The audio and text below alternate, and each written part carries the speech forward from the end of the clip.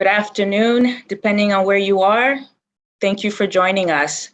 My name is Amini Kajunju, and I am very proud to be part of the board of directors and partners that support Junior Achievement Africa. It is my pleasure to have you here at our Peace Through Prosperity webinar. I am joined today by the CEO of JA Africa and key donors and supporters that have supported JA Africa over the years. We are joined by a distinguished group of panelists that will guide our conversation today. And they are Mark Fancy, Executive Director of the Prudence Foundation, George Asamani, Managing Director of Sub-Saharan Africa for PMI, and Maggie Gu of Tomorrow Foundation. Now, before we move forward with our webinar, we will be showing you a video. And the video is showing how JA supported the youth in Nigeria who have been displaced because of the war in northern Nigeria perpetrated by Boko Haram. After this video, you will have the great pleasure of hearing from our distinguished CEO, Simi, and she will give her opening remarks.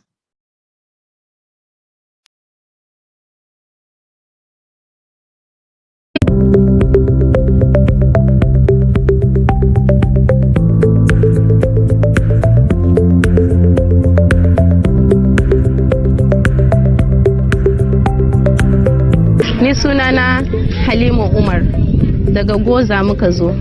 Gaskiya mu kuma muna ɗaya daga cikin 'yan hijira ne. Aka kawo mu Bakassi camp. Da muna zaune ba mu da aikin yi kwata-kwata. Amma tun da muka haɗu da 'yan Junior Achievement da kuma 'yan Nim Foundation sun ƙare mu da abubuwa da yawa. Gaskiya sun koya mana ayyuka da yawa, aka ce mu zaɓi wanda ya kamata mu yi shi.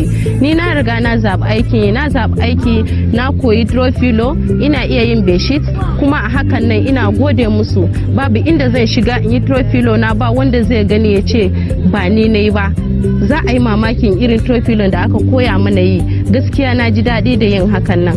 Ba mu da abin da za mu iya ce musu, sai dai mu ce Allah ya saka da alhairi, Allah ya ƙara ɗaukaka musu, kuma mu ma nan gaba ko da mun je gida za mu iya taro mata 'yan uwanmu kuma mu haɗu mu samu gurin zama mu koya musu sana'a, kuma ba za mu taɓa mancewa da wannan kungiyar nan ba, irin abubuwan da suke koya mana. Gaskiya mun gode. Ni ne Mala Ummace da nama. Mun zo mu muna Bakassi ADP camp daga garin Goza. Mun zo muka hadu da ni Junior Achievement da ni Foundation, sai aka zo aka ɗauke mu aiki. Gashi nan muna yi, sun zo dama ni shushe ne ban iya hada su takalmi meme da sauransu, amma kuma gashi yanzu zan iya hada su takalmi da kuma gyaggyara su jaka da zan iya sayar ma mutane. Yanzu hakan na je garin ina iya hada, zan je insha Allah zan je hada, zan gina babban shago, zan sayar ma mata da maza. Na gode ma ni Foundation, Junior Achievement da ni Foundation. Ba abun da zan gaya musu sai illa sai dai in ce musu na gode. Kuma na koyi sai na koya wa mutane nima da yawa. Sunana Fatima Umar daga Goza nake. Daman muna zama dai a nan ba mu da aikin yi. Kullum muna cikin tunani da nazari, ba mu san meye ba. Kullum mun ga dare haka, muka ga dare haka za mu ga rana, ba mu da aikin yi. Mun zo mun haɗu da 'yan Junior Achievement da kuma 'yan New Foundation, sun zo sun koya mana sana'an ɗinki. Sana'o'i kala-kala suka zo suka koya mana.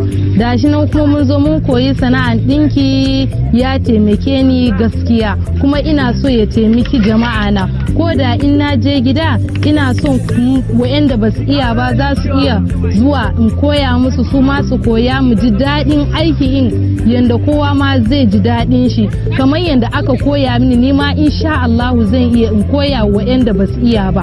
Kuma gaskiya babu abin da zan ce sai dai in ce mun gode musu.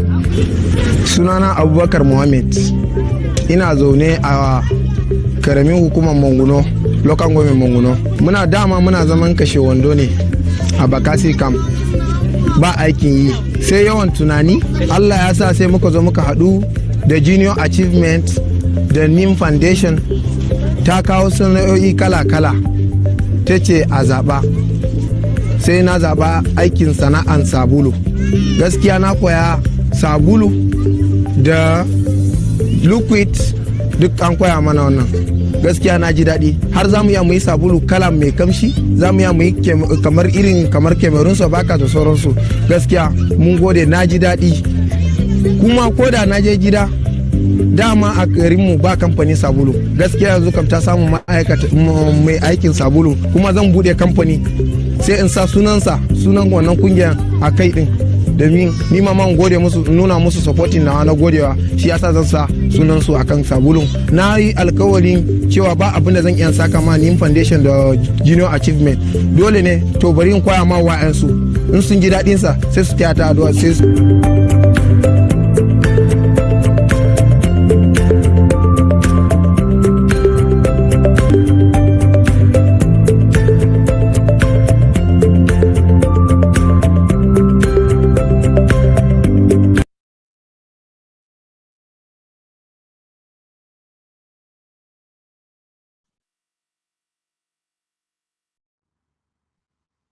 All right. Can you hear me, everyone? I think I've been having some internet challenges today. Thank you, everyone, and welcome. Thank you for joining us today as we explore the intersectionality of peace and prosperity and how JA programs contribute to the peace building on the continent by empowering young Africans with the skill set and mindset to build thriving communities. According to the African Development Bank, Africa graduates 12 million people into the workforce from high school and university every year, but only creates 3 million jobs. First of all, those 3 million jobs often require skills our graduates don't have, particularly those only with a secondary school education. And then even if they did, there are at least 9 million young people without jobs or any means of livelihood being included into the workforce every day, leaving them vulnerable to recruitment by criminal gangs or armed terrorists. So JA Africa counters that by developing programs that inspire them to be problem-solving job creators rather than job seekers.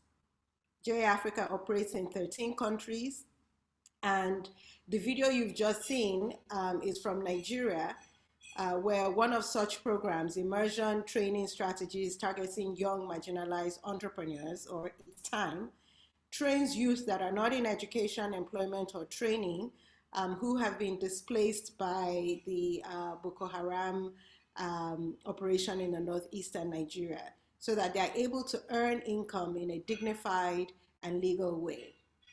The participants of that program, they showed an overwhelming percentage of them said they were less likely to join terrorist groups. This is 88% after the program.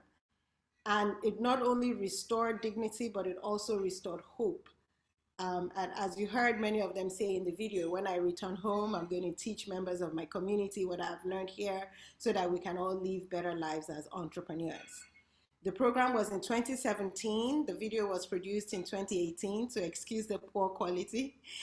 It was well before our Nobel Peace Prize nomination and before we changed our vision statement to actually reflect what we do, which is we empower young Africans with the mindset and skill set to build thriving communities. So over the past year, our board members and staff have worked with Accenture Development Partners and Oliver Wyman to refine and sharpen that vision and hone in on those programs that truly serve our mission to empower African youth for success in the global economy. And I'm grateful to all our partners, some of whom are on the panel today, and some of whom are in the audience. For over 10 years, these partners have sustained our work and challenged us to do more. So I'm grateful that they're here to talk about some of the things that they've been doing with us over the past 10 years. I'm also grateful to the new partners Partnerships formed recently with the Z Zurich Foundation, Coca-Cola Foundation, and Boeing, which will enable us to expand into new countries and be in maximum or minimum 20 countries by 2025. Since getting the nomination, the Nobel Peace Prize nomination, we have been asked several times, what does JA have to do with peace? Well, I'm delighted to welcome you to today's session so we can all find out together. I want to thank the JA team, ably led by our Director of Marketing and Partnerships, Mujeni Aseli, for putting this webinar together.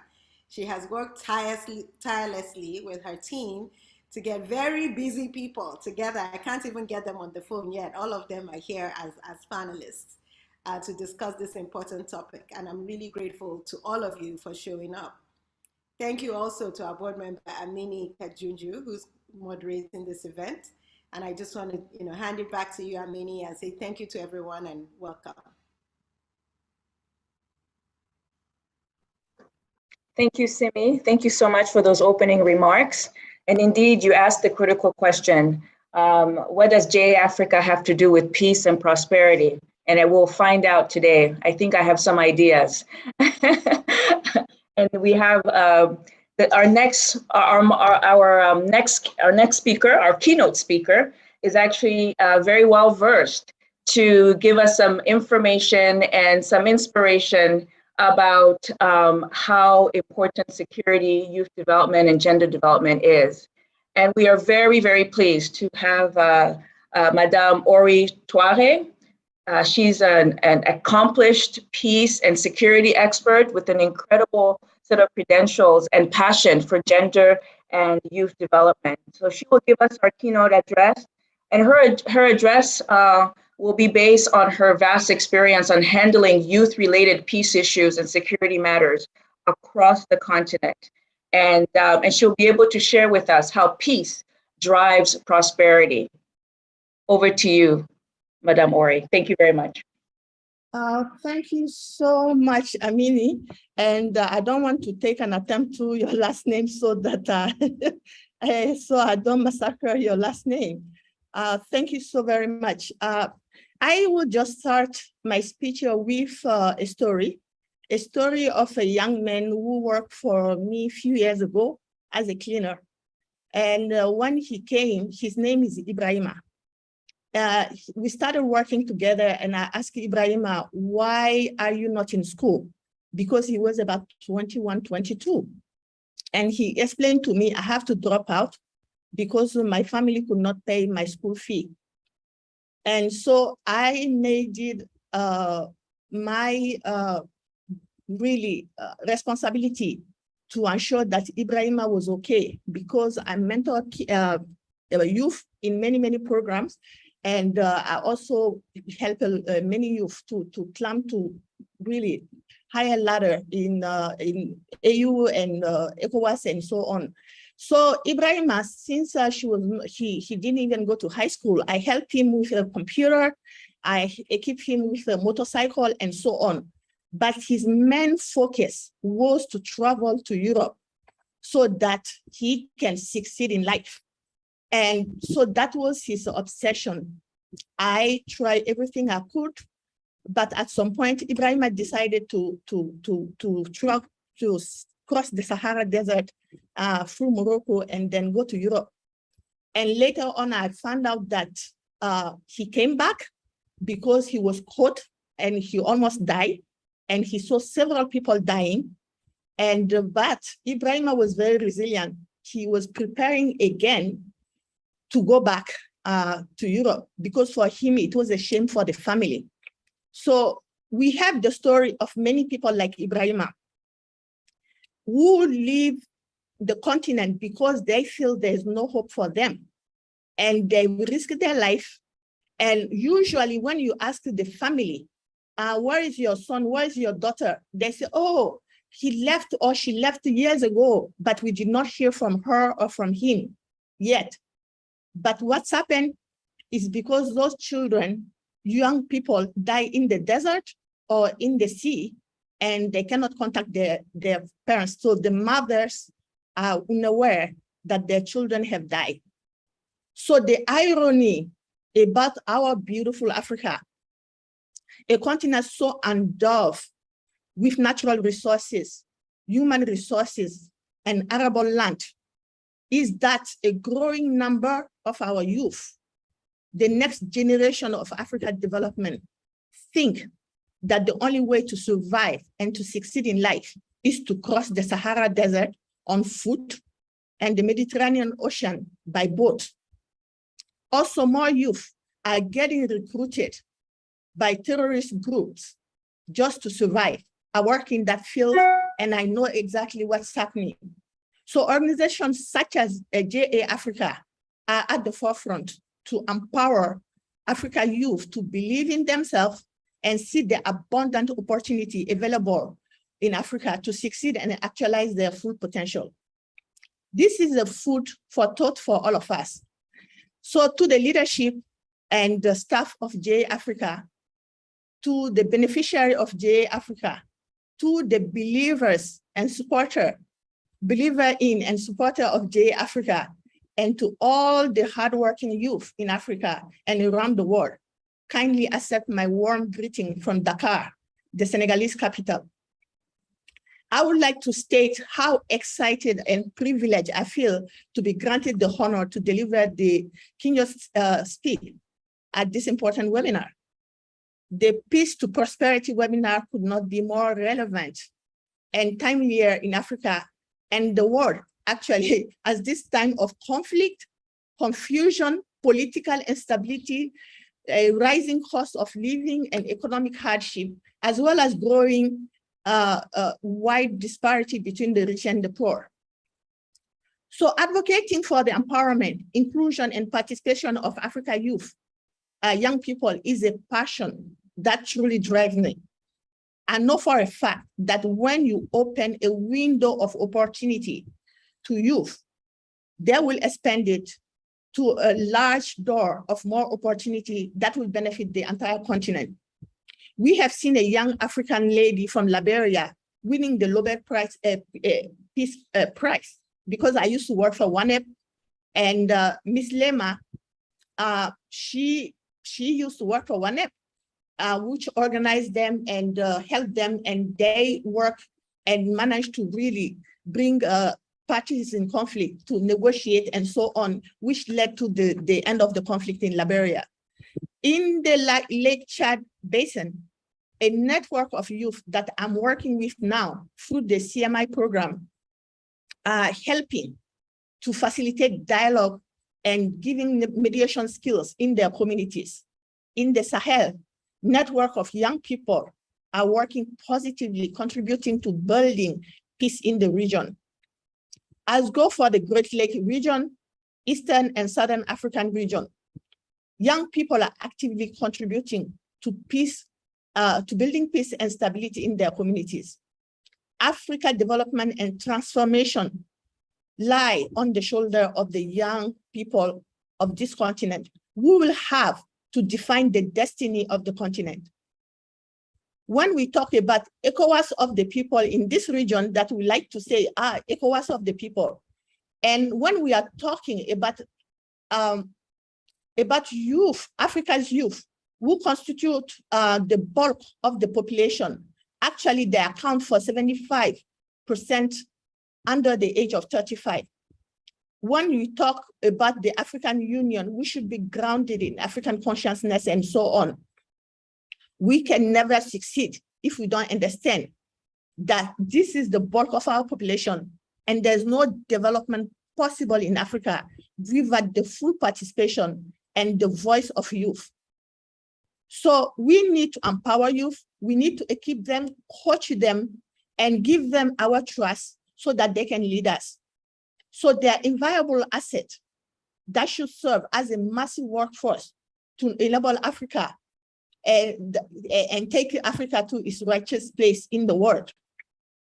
The AU Agenda 2063 and the UN Security Council Resolution 2250 on youth, peace, and security, and emerging research emphasize the need to shift the narrative to acknowledge youth as driver of change for peace building and security, rather than labeling them as a risk. The creativity and diversity of initiative that young Africans have engaged in to promote peace building and good governance demonstrate the capacity of the youth for innovation and problem solving. For example, if we look at the resolution 2250, it calls on member states to include young people in their institution and mechanism to prevent violent conflict and to support the work already being performed by youth in peace and security. While many African governments recognize young people's essential role in peace and security and as positive drivers, more is still to be done. It includes providing youth access to quality education and skills development for gainful employment to enhance their economic capabilities in society, and in turn, their contribution to peace and security. So investing in the AAE, as they say, education, empowerment, and employment of the youth is key to harnessing the democratic and governance dividend in Africa. Investing in skill development for the youth is key to ensuring that we are creating jobs and opportunity for young people on this continent. Africa is no longer the exporter of raw material, at least it has reduced, and consumers of the finished product. Our young people all over the continent are being creative, innovative, and are just developing amazing stuff for the continent. Industries are transforming raw material into finished quality product, whether it's be in the agricultural sector, manufacturing, infrastructure, urbanization, and so on. We have youth working like tailoring, fashion design, managers, creative communication, in communication, and so on. So there are about 450 million young people entering the labor market. And what can we do to absorb all these young people who are looking for a job every year? And for us to be able to meet this high demand, we need to create policy that enable and program that enable these young people to acquire the needed skills for the job market in our countries and by large on the continent. And we need to create jobs in the digital economy, in the green economy, and then in service economy. So peace through prosperity entail the socio-economic transformation of the African youth. No peace and security without development, and vice versa. Creating jobs for young people will address the issue of conflict, political unrest, instability, because when young people are educated, empowered, and employed, they become active and responsible citizens.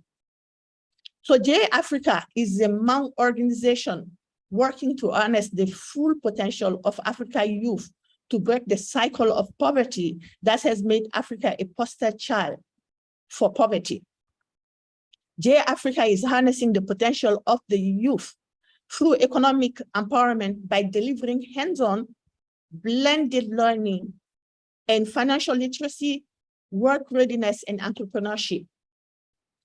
One of my criticisms of many youth leadership programs and organizations in Africa is the excessive focus on what I call elitist training of youth at a university level, while non-university youth are left behind.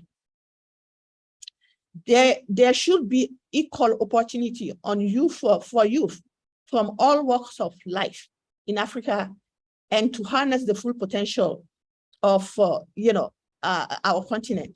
So reaching the last mile should be a priority for Africa, so that all African youth are accounted for and included in the process. And I was very pleased to even see that J Africa have program, I think in Nigeria, for young women. So understanding that differentiation and, and that need of young women is so important. So to the cohort of this year, my message to you all is for you to seize any opportunity for personal development and work hard to put in practice the skills and knowledge you will gain from the program of JA Africa. Don't be shy to ask questions and seek answers. Don't be shy to go after what you want. Don't be shy to try new ideas. And don't be afraid to seek new adventure in your bids for self-actualization and development of your community, country, and the continent. The future belongs to you, and you must go in search of it. To JA Africa, I will implore the leadership and its partner to further expand your program beyond the 13 countries in sub-Saharan Africa to reach out to more of our youth that are in desperate need to be trained and to be empowered economically. So once again, let me thank you for having me here and for your kind attention. And for those who keep saying that youth in Africa are time bomb, JA is shifting that narrative. So I thank you all really for this invitation, and I'm grateful that you gave me this opportunity. Thank you. Thank you so very much, Madame Ori. Thank you so much for those inspiring words. Thank you so much for that story in the beginning, because it really does frame how we need to solve this problem and the role that JA Africa is playing in solving this very critical problem that's affecting many families across the African continent. At this moment now, we will get into our panel conversation with our distinguished panelists. And but before we do that, we did have City Foundation is a very important donor and partner to JA Africa. And a member of their team, Mark Fancy, could not make it, but we do have a video that we'd like to play for you about our partnerships. In just a few years, Africa will have the largest workforce in the world. How we prepare our youth today for the 21st century workforce will determine the future of entire economies, not just in Africa, but beyond. JA Africa's relationship with Citi started as far back as 1999, and Citi has been an incredible supporter of JA's work in Africa. Citi has a program called Pathway to Progress, which is really about youth employment, youth economic opportunity, and youth skills enhancement. And that's, of course, very much aligned with everything that JA is about. Pathways to Progress is a commitment by Citi Foundation to impact the lives of young people in cities around the world. It is Citi and the Citi Foundation's response to the persistent issue of youth unemployment globally.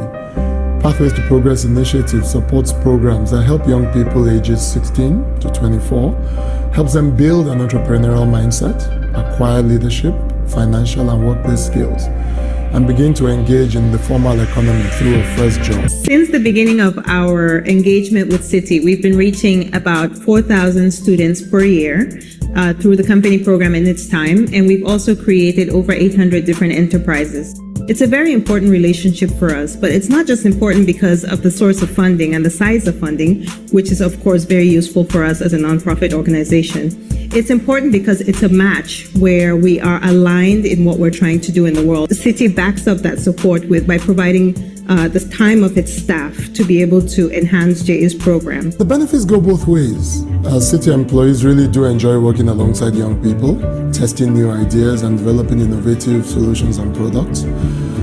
Our volunteering with JA Africa provides an important opportunity for young people to meet and learn from Citi employees and gain valuable insight from a global bank into how to prepare themselves for productive life in their respective economies. Youth economic empowerment in Africa is a critical and it's one of the most important callings that we have to address for the future of this continent. It's very important that we equip young people with entrepreneurship education because we have to change the narrative of education to respond to the changing reality. The truth is, not every child who's graduating from school now will go into a ready job that's available. The jobs just aren't there. And we have to give them the opportunity and the ability to create their own jobs and jobs for others.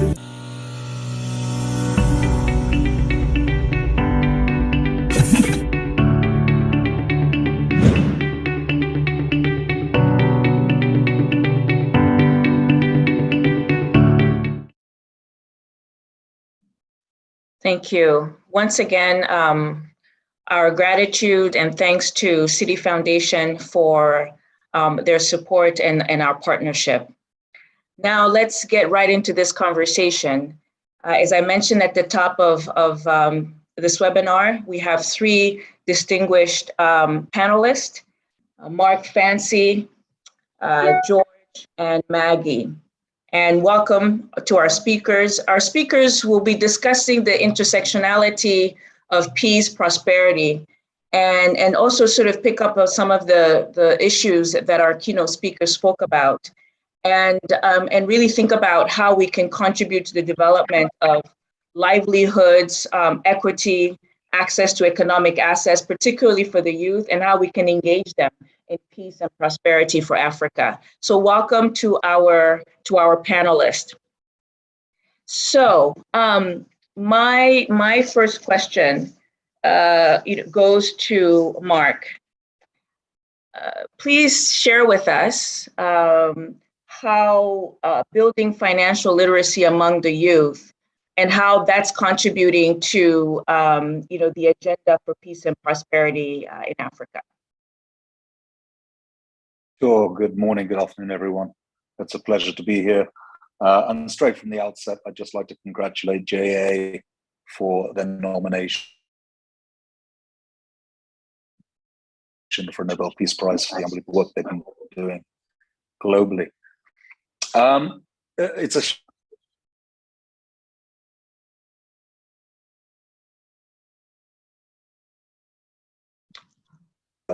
In our case, I represent Prince Foundation, which is a foundation for Prudential across Asia and Africa. And one of our key programs is called Cha-Ching. We developed Cha-Ching over 10 years ago, and it was really to address financial literacy.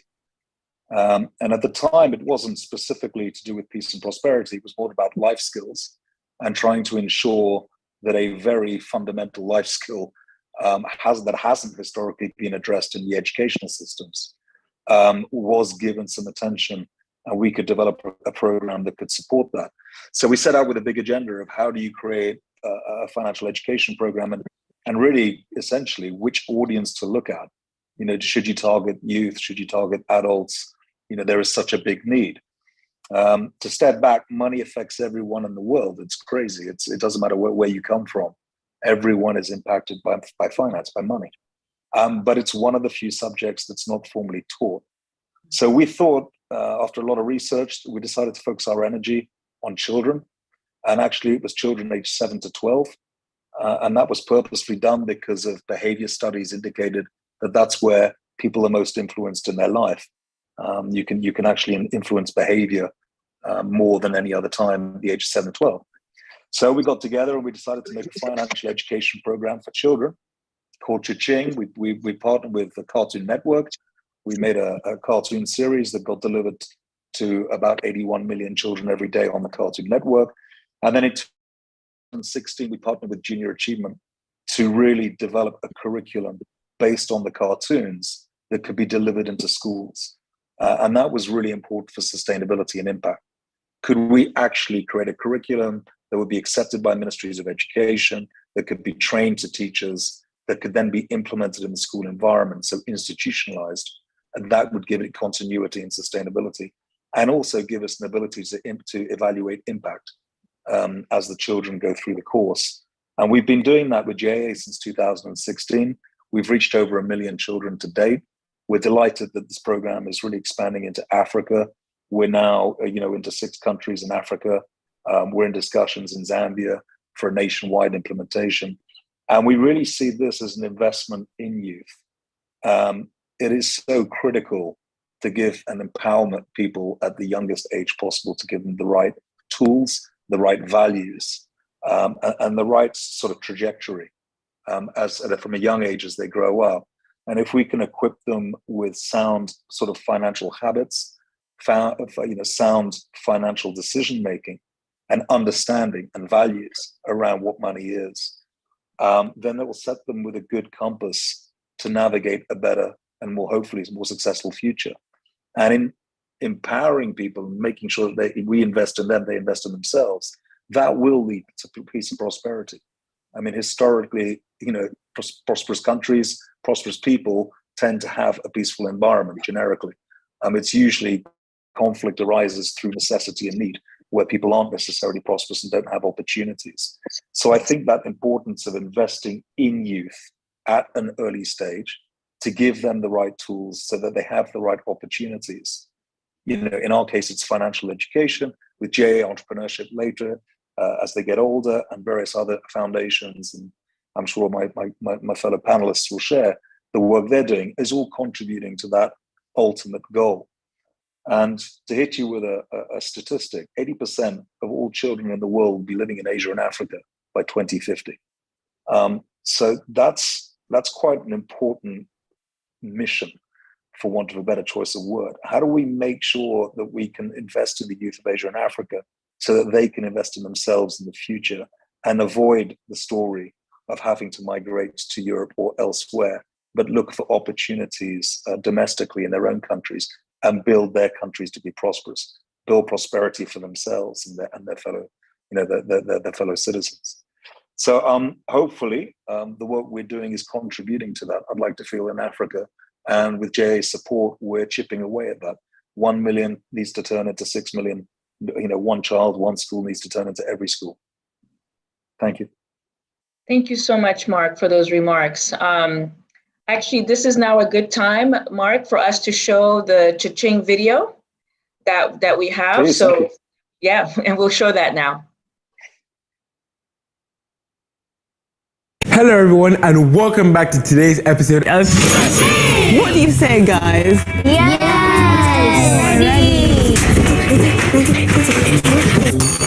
11,000. And that is correct. South Africa. It goes here.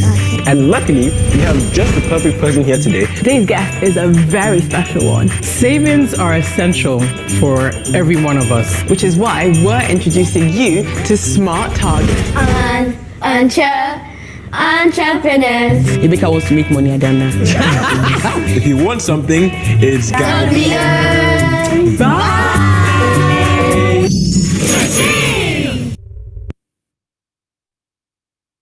Wow, I want to watch more of that. So good. Okay, Mark, we'll come back to you with some further questions. I'm going to engage other panelists now. Maggie, can you give us a sense how? Hi, how are you? I'm good. I'm good. Good. So I was wondering if you can give us a sense of the journey that Tomorrow Foundation has been on with JA Africa, and in this sort of shared goal in empowering the youth and making sure that they have access to employment and other key life necessities. We'd love to sort of hear from you about that journey.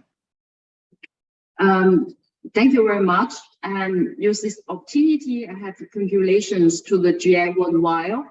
And I was so glad and so honored to be invited to speak here. This is number 5, the 4th year of partnership with GI, with our Tomorrow Foundation. I'm very glad to see that our commitment has been translated to actual tangible results across different countries in Africa.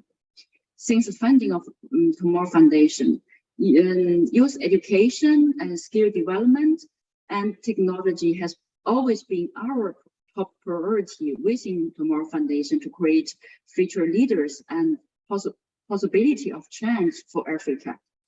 We also developed a concept of the soft barriers building. This idea of the soft barrier, actually, we would like to speak more here, but I think maybe exactly what we are doing through the journey with the GI is exactly suited up the best way to fight against the marginalization and radicalization of the most vulnerable population. So bring the food and the water on the table, or new perspectives for the stable and durable employment, as we are doing with GI through the entrepreneurship and quick now GID program is huge step towards the peace and the prosperity. And now I can hear to after this now it's number of 4 years partnership with GI. I can honestly to see the partnership with GI has brought our work and our achievement of this objectives in Africa to the new level. And as we are foundations, we are Swiss foundation, we are not huge organization, we are family foundation with the smaller resources, but we always strive to the maximize the social and economic impacts of our initiatives through accurate the selection of the project.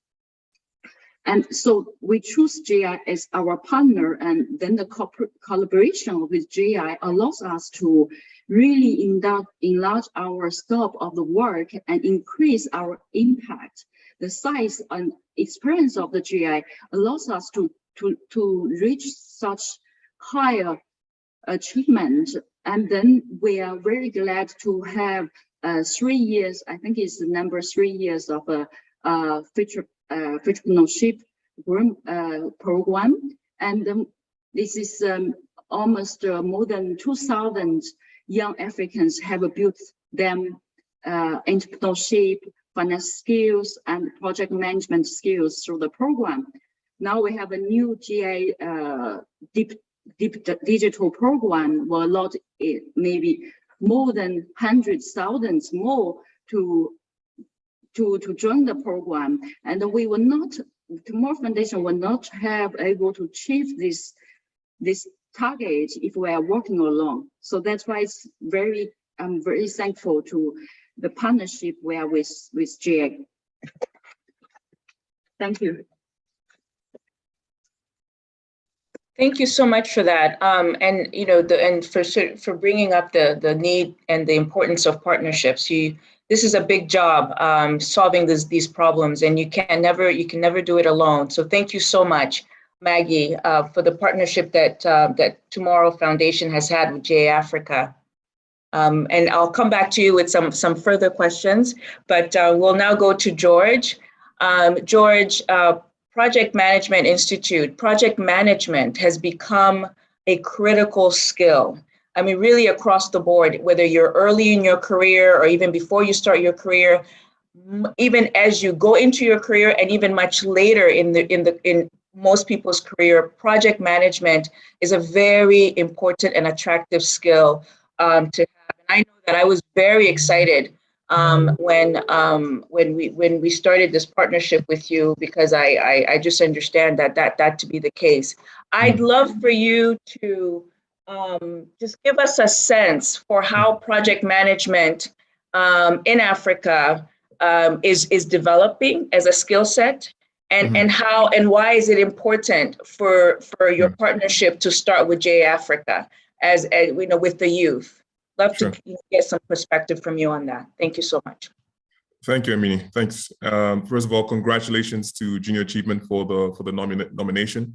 I think it's absolutely fantastic, and I think it signals to the world that, first of all, we need to make a concerted effort in terms of peace and prosperity, and it also actually signals to the world that, look, there's an organization called JA is doing great things, and perhaps we could partner, as in other organizations, even more organizations could partner with JA to make this impact. So congratulations for that. I'd also like to say hello to everyone who's watching this online. So first of all, for anyone who doesn't know PMI is the organization behind the skill of project management. In simple terms, project management is about how you get things done and get things done well. So for example, how do you execute your dream or your vision in the best way possible? What do you need to think about? What do you need to address along that journey so that you maximize your opportunities for success? And we as PMI, we support companies to do that. We support government institutions and various not-for-profit organizations to do that, to execute on their vision. PMI also has a philanthropic arm, which is called PMI-EF, PMI Education Foundation. And our mission really as the Education Foundation is to enable youth to realize their potential by transforming their lives through project management, focusing on getting things done, focusing on execution, which is, again, there's a skill of.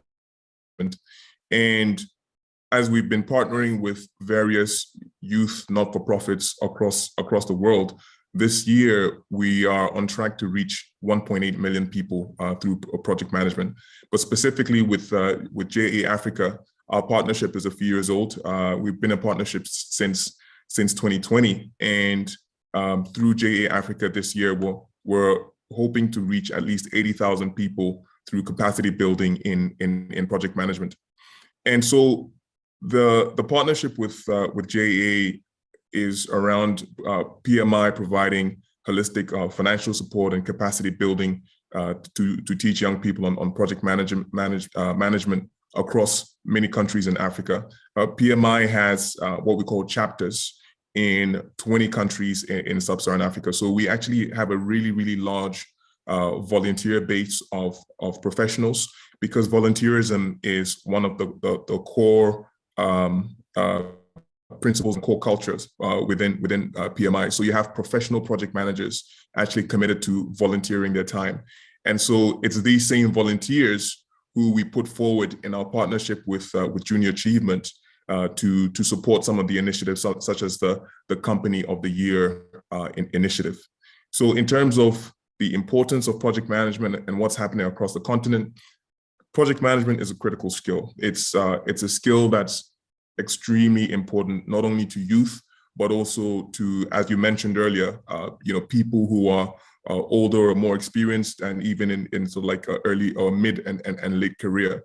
So for instance, right now, the South African government has designated project management as one of the most needed skills in the country right now. That just shows how critical it is.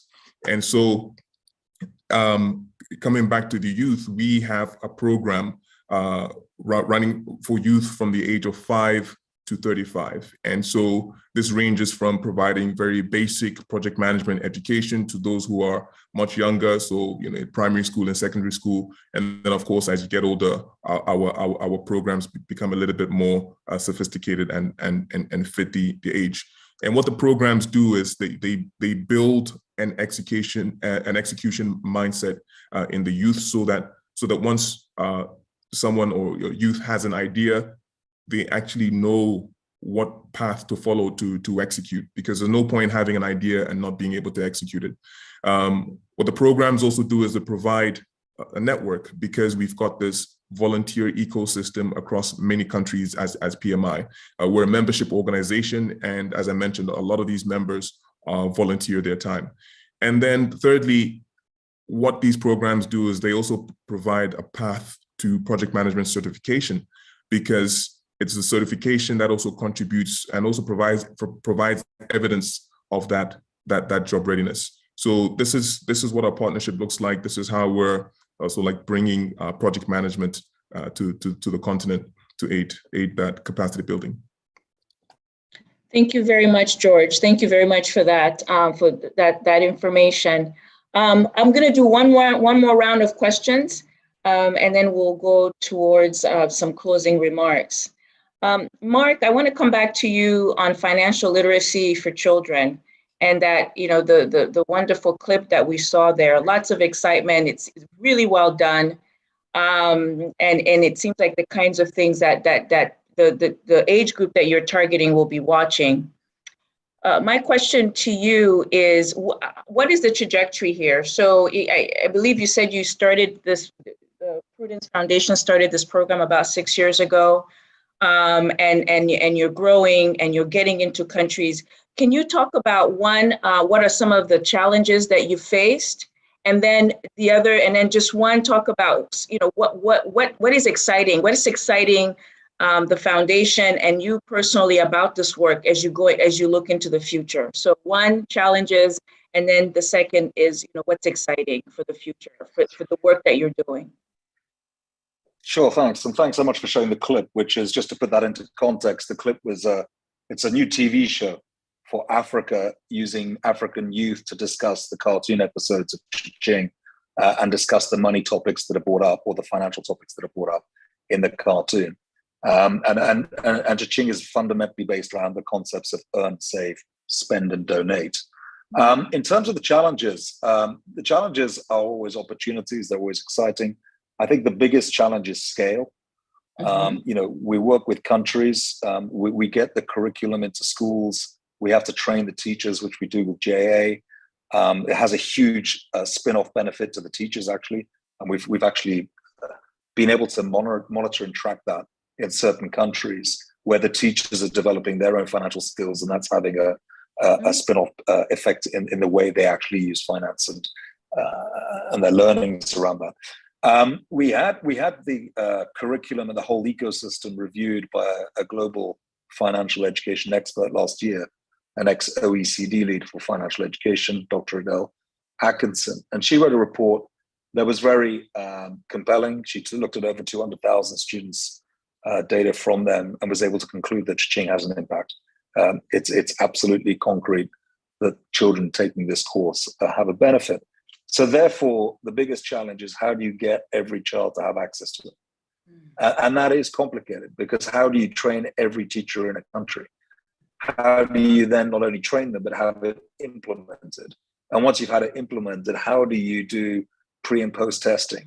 How do you either digitize that, or in many countries, digitization is not really an option. It's not just a viable option. It might be viable in an urban environment, but it's not viable in a rural environment. And Ching is not for any segment of society, it's for every child. So we are implementing Ching in rural Zambia, in rural Ghana, rural Uganda, Philippines, Indonesia, Cambodia, all these countries. And the way we're having to deliver that changes, whether it's a rural environment, a peri-urban, or an urban environment, but everything is the same. The curriculum is the same. So as an example, at the beginning of a class, they might watch a cartoon episode in an urban school because they have access to videos or projectors. In a rural school, we've had to develop actual comic books of the curriculum and of the content of the cartoons so that they can be taught. Obviously, that means printing, that means investment, that means how do you distribute that at scale. So it's a beautiful problem to have, because it's not really a problem, it's a challenge. It's a great challenge to work with because it requires engagement with multiple stakeholders. And anyone, I think, in the development sector, or anyone working on social issues, knows you cannot do it alone. It's just not possible. And so the more we can partner with, junior achievements are, we're like symbiotic twins. We're joined at the hip on this, ministries of education, and then other foundations or other people who want to invest in that and help grow it. That's the only way this is going to work. Obviously, we'll be funding it as much as we can.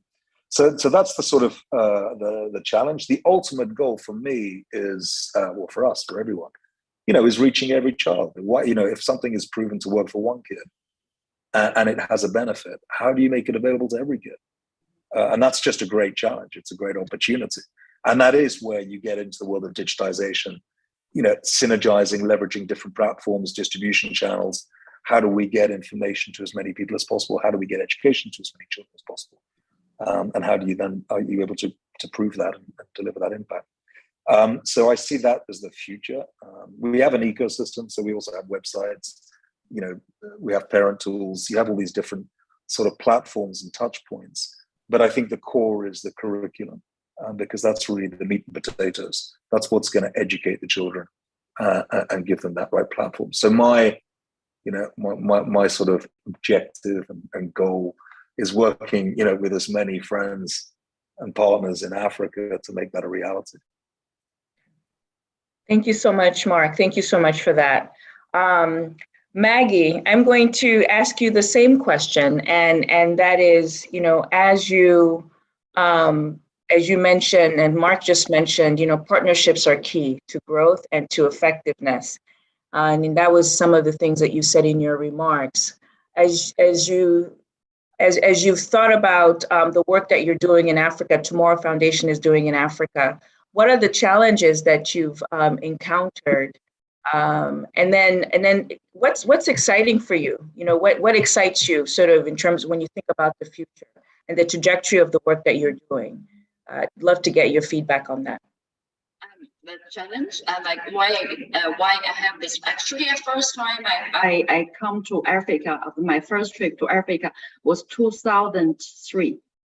So it's a long journey, like my care for Africa, my love for Africa. Sometimes I feel it's like my destiny.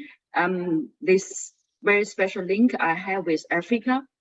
So when I start to start foundation work in Africa, I feel like I really want to do so many things, but I feel like I'm so small. I cannot really achieve that much like I dream to achieve. And of course, very good to fund a partnership with you, and also I also work with other partnership others like Amadeus Institute in Morocco, and I also work with foundation NGO in Liberia and Chad, Ghana, and many other African countries. Some GL is still not there yet, but that's why I try through the D program, and maybe after we still have we can extend GI to other countries, use the partnership I have with other foundation NGOs, and to really make Africa to be the better place, which would be like the world would be better place. And I feel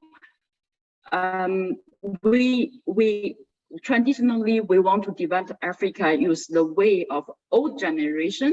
Even I'm old, I have to say that, and it's not I'm old physically, it's old in our minds. So that's why it's very exciting to give the education to young generation, because they are different. They are born in this very specific moment when technology grows so fast, rapidly, and we can have able to think things differently, and we can meet each other by long distance without traveling.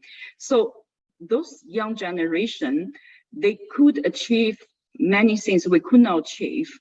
And that's why it's our obligations to help them today, and then let them to grow, let them to achieve something we cannot achieve today. And they are also more malleable and more globalist, and also the internet has brought them together and formed a community with a strong solidarity. Because when I was small kids, I would never have a chance to really talk with people from different culture, different country. And now with technology development is not a problem anymore. And also with the future technology, like even meta universe and all the things, we can bring all the world become one community. Many things could achieve for even better efficiency and better results with less energy, less how to say that, it's a less physical infrastructure. And then I believe what we supposed to do, and we will do more, is for the technology, development and implement in Africa. So we believe the technology and new leaders from the economic work are key to bring prosperity around the world. In that way, I think it's very important, and it's also my mission, our mission, to integrate innovation technology at heart of African policies, and start with the young youth skills and instructors, as we are doing this digital innovation community. And I'm very honored to be one member of it. And I think this is a very good way to promoting digital transformation of Africa to benefit more young populations. That is an exciting feature. I'm looking forward to be part of that. Thank you. Thank you so much. Thank you so much, Maggie. You really hit it on the nail in terms of just the importance of technology and innovation and how so much of that is coming out of Africa. And I really love what you said. I think what you're saying is that, you know, when Africa is prosperous, the world will just be a much better place. And so it's important that we're all working towards the prosperity and the peace of the African continent. Before we have, you know, we hear from George, and he'll be the last panelist that we'll hear from. We do have a video about Tomorrow Foundation that we'd like to play at this moment.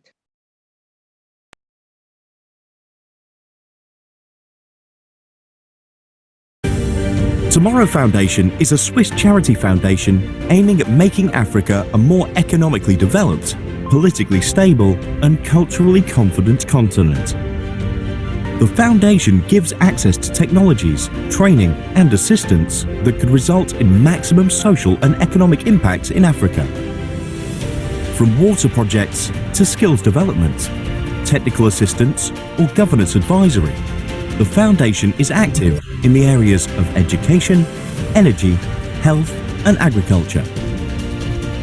Our founder, Mrs. Maggie Yu, has a long experience in international affairs and the public sector in Europe and Africa. She has always been concerned with human development. She has a professional medical degree and a Master of Communications and Public Relations, an MBA of Global Management in the United States, and a Master of International Relations and Economy in Switzerland. We believe that learning-based development, empowerment, autonomy, and collaboration have greater effectiveness than traditional assistance through funding or turnkey solutions. We consider youth education as a priority to create future leaders and a possibility of change. We developed the concept of soft barriers building, the idea that the multiplication of small-scale development projects, easy to start and addressing most urgent needs of specific communities, is the best way to fight against marginalization and radicalization of most vulnerable populations.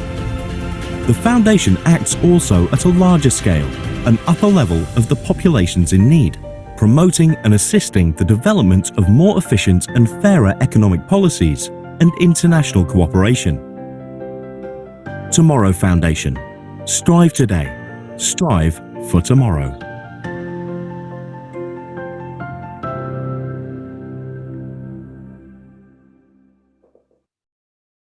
That was great. Thank you so much for that.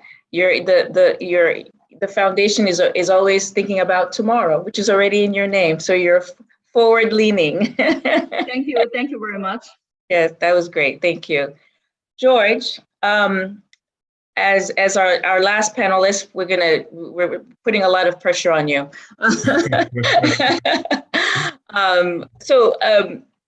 I'd love to get your thoughts on the growth of project management as a skill set in Africa. Where do you see it going? My assumption, and based on everything that I know about our continent, is that we're early days in this. And if that is indeed true, what are we doing to accelerate that this skill set becomes a skill set that Africa can really get a hold of? And then what I'd love to just get your feedback on is, what is exciting you about the future? What is exciting you about tomorrow as you do this work? Thank you so much. Thank you. So yes, no pressure. Yes, project management, I think on one hand, yes, you could say it's early in our continent, but I think that's probably from a professional and certification point of view. I think on the other hand, you know, depending on where you are on the continent, you're going to hear somebody saying, oh, I've got a project, you know, or, you know, whether it's a side hustle or whether it's a formalized piece of work that people have to do. You know, people recognize, or people in Africa recognize that, you know, you have tasks that you've got to accomplish. You've got milestones, you've got to think about risks, etc. So project management is present in the continent, and what we are trying to do as PMI is actually to support that and to catalyze that and to formalize that and to really, you know, take it to a level where people are getting a lot more return on their investment, on their time investment and their financial investment. So, you know, when it comes to, let me call it our vision, really our vision from, at least from a youth point of view, and I think this is why our partnership with JA works really well. It's really to get to a state where our youth are turning ideas into reality. And it's those ideas that will build Africa, right? So whilst organizations like JA and JA Partners are providing entrepreneurship and finance skills, PMI helps to action the strategies and the objectives that make those ideas a reality, that partner with the entrepreneurship and finance skills for job readiness. And so I feel like, you know, we provide that piece of the puzzle that takes people towards execution. In terms of what I'm excited about, I think I'll also mention challenges, because the panelists also mentioned challenges as well. I think the challenge that I see is the scale and the vastness of what we've got to do, right? We always hear the stats. You know, Africa's got a population of, or sub-Saharan Africa has got a population of 1.1 billion. Africa's got a population of just over 1.3 billion, 70% under the age of 30. That's like 700 to 800 million youth, right? What proportion? Sorry, my phone's going off right now. What proportion of that is achievable in terms of upskilling, right? So it looks like a really, really, really big challenge. However, what excites me is, you know, if we are successful, then there's going to be a huge transformation of the continent. What also excites me is the willingness to learn. You know, it's our continent is one of the continents where I see that actually learning versus you know, other regions necessarily. So the willingness is there. I think what we need to do is to be able to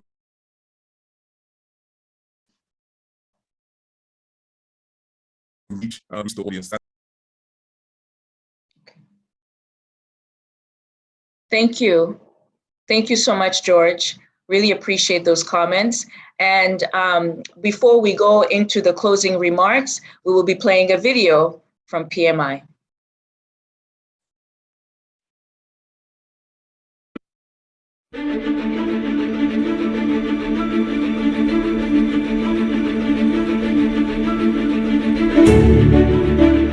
Today's youth are tomorrow's global leaders. Here at the PMI Educational Foundation, we envision a future focused on youth and the nonprofits that serve them as they work toward building life skills through project management.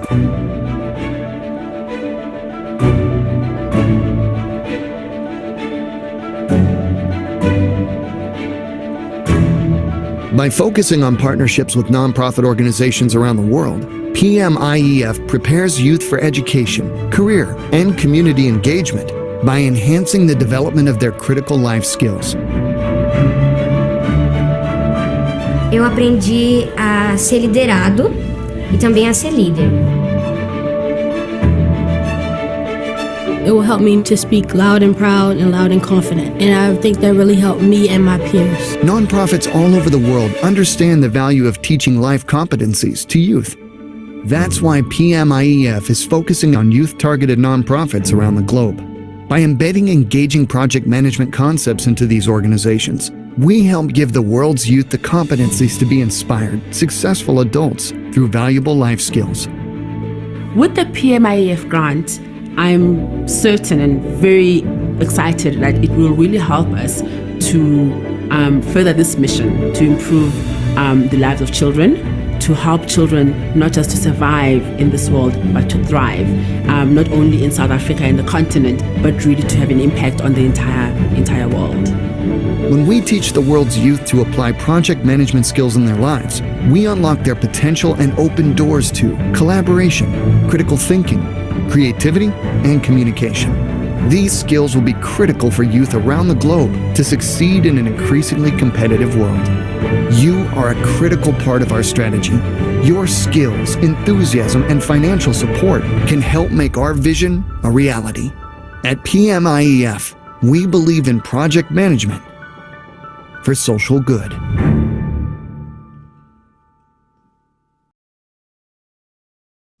Thank you so much.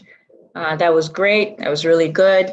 Now we're going into the area of our closing remarks. We'll be hearing from Ashish, who is the CEO of JA Worldwide.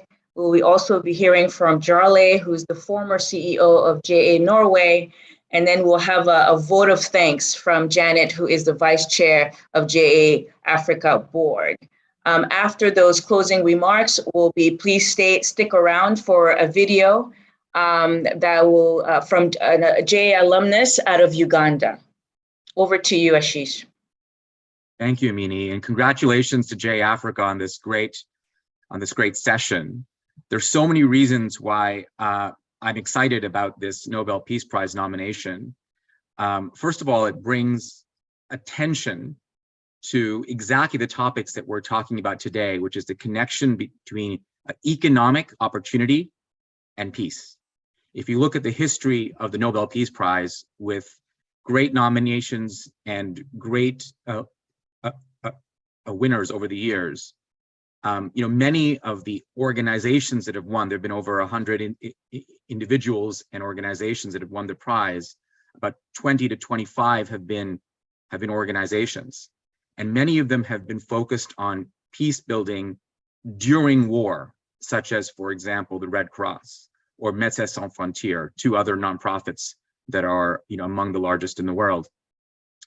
And what excites me about this nomination is that we're bringing a magnifying glass on this really important connection between economic opportunity and peace. I loved what Madame Uri said about the 3 E's, where education, empowerment, and entrepreneurship are sort of components of this economic opportunity, a connection with peace. So she's educated me as well. I was kind of focused on the one. Now I have 3 more E's in my repertoire to make the connection with. I'm also excited because it showcases the unity and diversity that we have at JA. It's brought stakeholders together across borders, across fields. That's one of the best things about JA, is we bring people together. You saw these amazing panelists. You saw George and Mark and Maggie, who have such sort of different perspectives on what creates economic opportunity. And their work in partnership with us, you can see how complementary it is, but you can also see they come from such different backgrounds, but we come together across borders, across boundaries with a shared mission.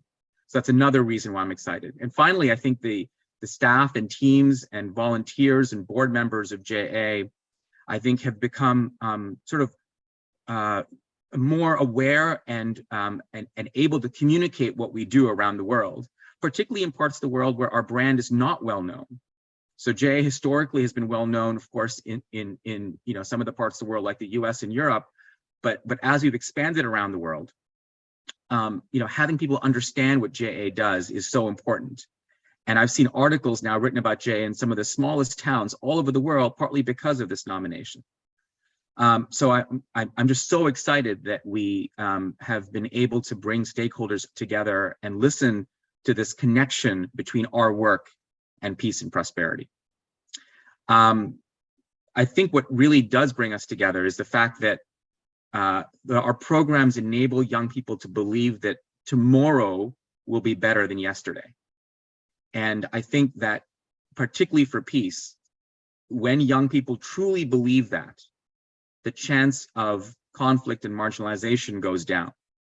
So when you think of what ties the work of what George and Maggie and Mark were talking about in their partnerships with us, and I'm so thankful, by the way, to their organizations and to them personally for this partnership, it is that ability to believe that the skill set and mindset that we give young people will make then believe that tomorrow will actually be better than yesterday, which I think is so critical to this economic opportunity argument. So Jarle is our next speaker, and Jarle is the former CEO of JA Norway. We had a chance to go to Oslo together. Jarle, over to you. Yeah, thank you, Ashish. Yes, we had the opportunity to go to Oslo together, and you remember we met a member of the parliament there, and he gave quite a story, and which is in fact about prosperity, which is about peace. He said that during school, he said he wasn't very successful. He wasn't very interested, and he was on his way out in a space where he really didn't want to be, into crime and those kind of things. And then he met JA. And he met JA in high school, he met JA in university, and suddenly he got connected. A couple of years later, he's a member of the parliament, and we met him there. And I think that's a great story of what JA can do to people. So in a way, when it comes to the Peace and Peace Prize, I think we need to make the connection. That's why it's so important with a webinar like this, with this kind of discussion, because we have to tell people the connection between economic empowerment and peace, because peace and prosperity are very connected. It's a kind of a self-sustaining cycle, one leading to the other and back. So as we heard today, better economic performance assists in building peace and vice versa. So together, these two elements can form a good cycle. And that's what JA is about. It's about supporting a well-educated population, but most important is skills relevant to important economic sectors. It's about creativity, it's about problem solving, entrepreneurship in general, teamwork. It's also about a spirit of inclusion, openness to improvements of the human capital, and it goes across gender and different identity groups. And this is what we have to tell people, that JA is not only about creating jobs, it's also about kind of what we can see is that this connection, as we heard in this seminar, the connection between the growing youth population and the necessity to create opportunities for those young people. What we heard in this seminar is that Africa, and we know, has an extremely growing youth population. And this, and I don't know Africa. I know a little bit about Uganda, a beautiful country in the middle of Africa. I worked with JA Uganda for about 10 years. And I've seen in Uganda the same as I've seen in many other countries, young people growing. And young people growing in a kind of a social way where they not only think about themselves, but they think about who they can support, who they can employ.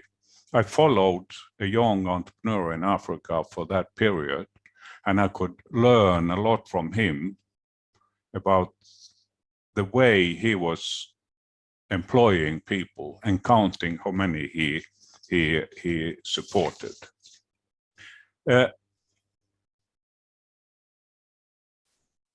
one of the major conflicts, and peace is about it's just about avoiding conflict, as it is about avoiding war. And one of the major conflicts we've seen over the last years between Europe and Middle East Africa has been what Madame Ori talked about, this young people walking through the desert to seeking a better future.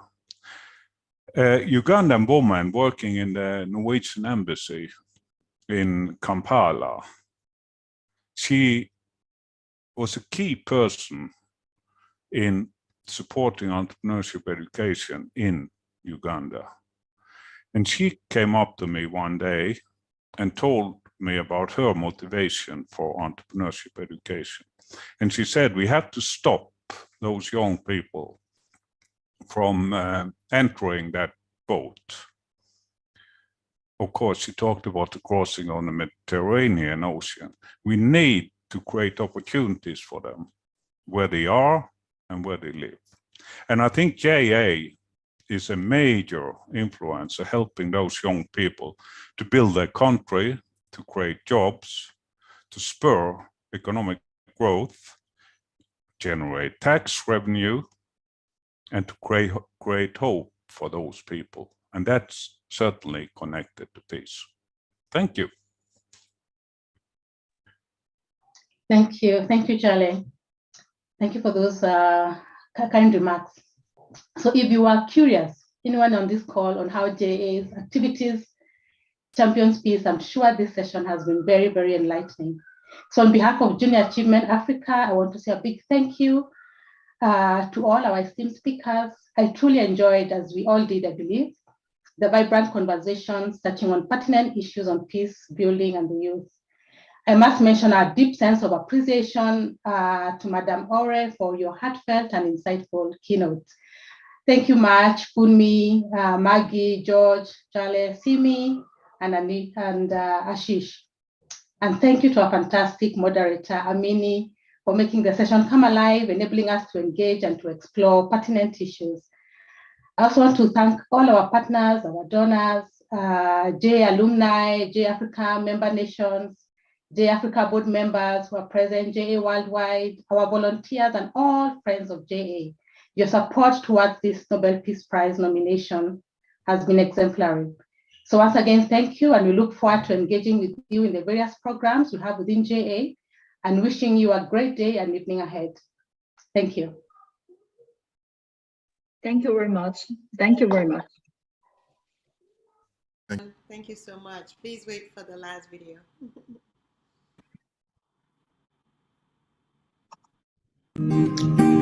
My name is Tinka Paul from Uganda, JA Alumni 2011 Enterprise.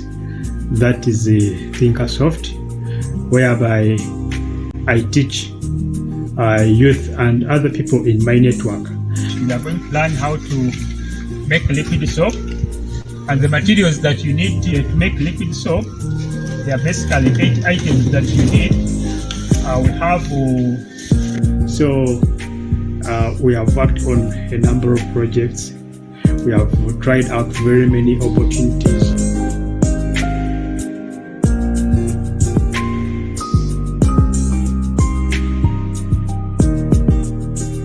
And a lot of achievements have been registered in that line. So among the things that we have worked on is ensuring that all those youth in my network, they start up a business, and indeed they have started up those businesses and they are doing well. So those who are engaged in crimes, they are no longer interested in doing such, so they are utilizing their time productively by doing some small business. So I thank Junior Achievement for that handbook that I received, and also encourage other youth interested in learning to link up, and then we share the knowledge and information. I take this opportunity to congratulate junior achievement for the Nobel Peace Prize nomination.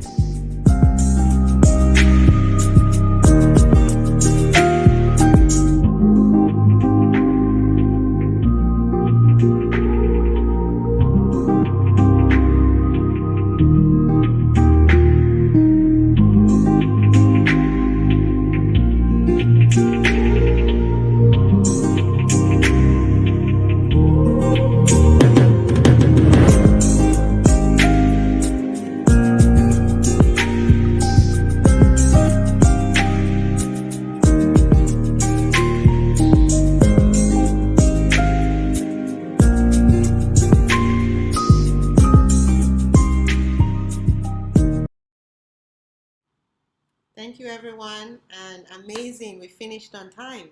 So Thank you, everybody. Thank you, everyone. you. Thank you. Bye. Bye-bye. Bye-bye. Bye. Okay, everyone. Bye-bye. Bye, everyone.